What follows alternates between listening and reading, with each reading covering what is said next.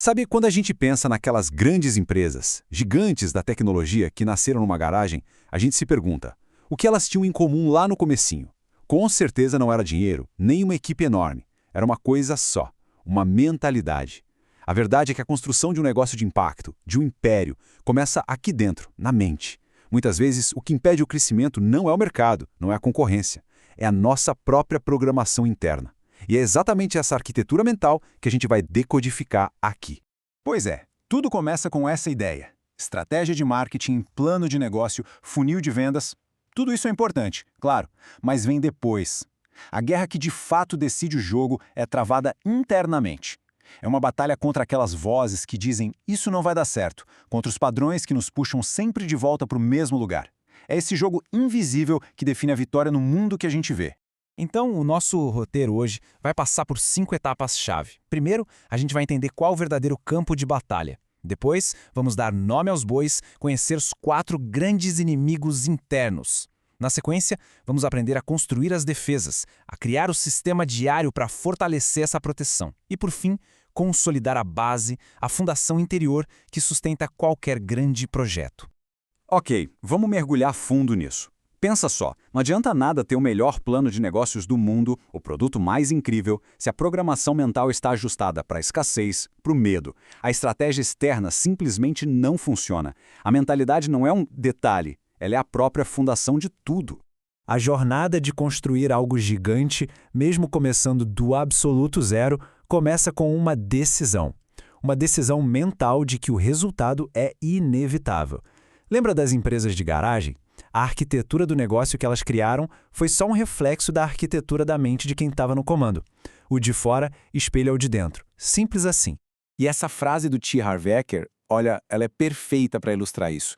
Os resultados que a gente vê, os frutos como o faturamento, o crescimento, reconhecimento, são só um reflexo do que a gente não vê, as raízes. E o que são as raízes? São as nossas crenças, os nossos pensamentos, aquele diálogo interno que não para. Para mudar os resultados lá na ponta, o trabalho tem que começar aqui, na causa. Bom, agora que o campo de batalha está claro, chegou a hora de identificar quem são os adversários. Porque é na hora da pressão, na hora do vamos ver, que os padrões inconscientes aparecem com força total. São eles que sabotam o avanço, mesmo quando a gente sabe exatamente o que precisa fazer. Vamos conhecer os 4 principais. E para entender como esses inimigos agem, é só olhar para essas duas mentalidades. De um lado, o pensamento competitivo.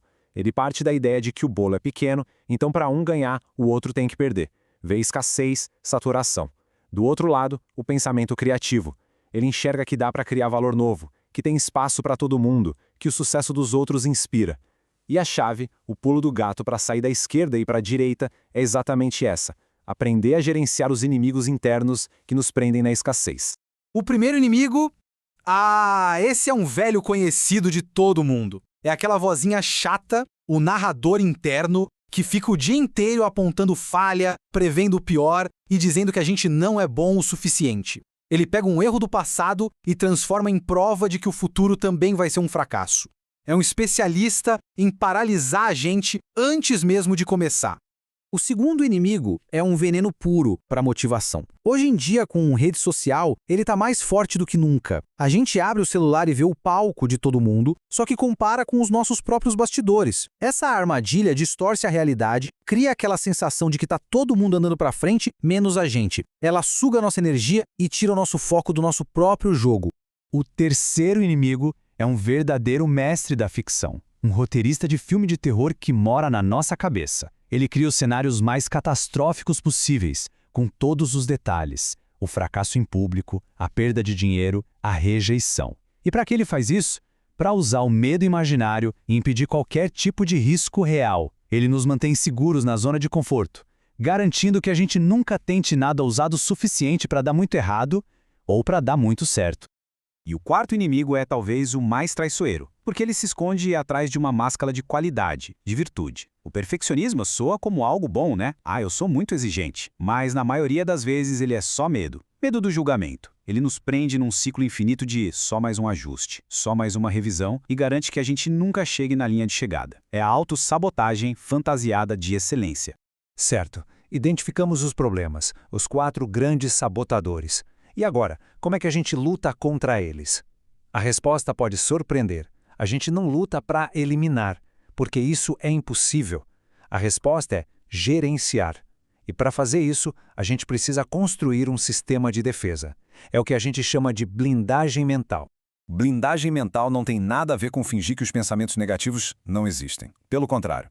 É sobre observar esses pensamentos como se fossem nuvens passando no céu sem se identificar com eles. É ouvir a voz do crítico interior, por exemplo, e falar: ok, estou te ouvindo, mas quem decide a ação sou eu. É criar uma pausa, um espaço de poder entre o pensamento e a nossa reação a ele. E olha só, essa ideia não é nenhuma novidade. Há mais de 100 anos, Wallace D. Wattles já falava sobre isso. Sobre a necessidade de proteger ativamente a nossa mente. Porque a fé no nosso projeto, nosso propósito, são coisas frágeis.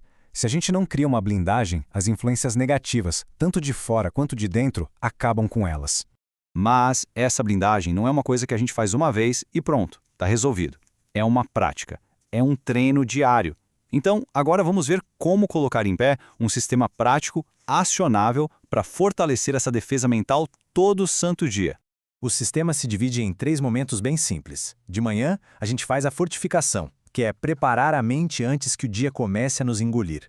Durante o dia, o foco é na interrupção de padrões, agir na hora que o pensamento negativo aparece. E no meio-dia, uma pequena reinicialização, para recalibrar a energia e se reconectar com o que importa. E o que é genial aqui é a simplicidade.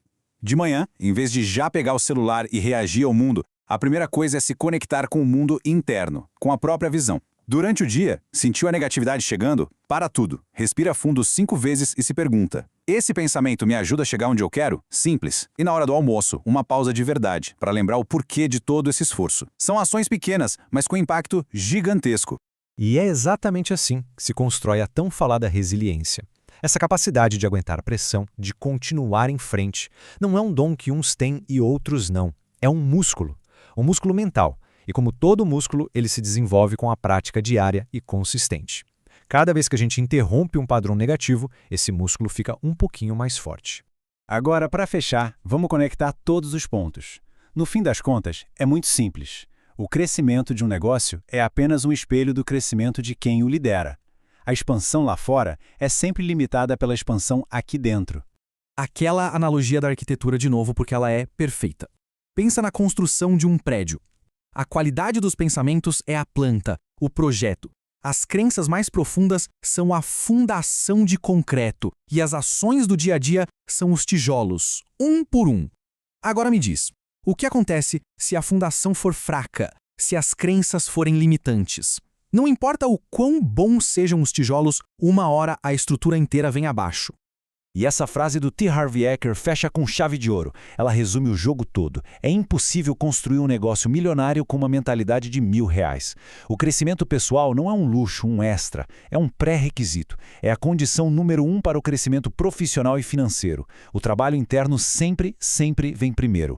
E para terminar, fica a provocação. Porque de nada adianta todo esse conhecimento se ele não virar ação. Depois de conhecer o crítico, a comparação, o catastrofizador e o perfeccionista, a pergunta que realmente importa é: qual deles merece uma atenção especial a partir de agora? Qual deles vai ser o primeiro a ser gerenciado? Porque a maestria da nossa própria mente começa exatamente assim, com o primeiro pensamento que a gente escolhe desafiar.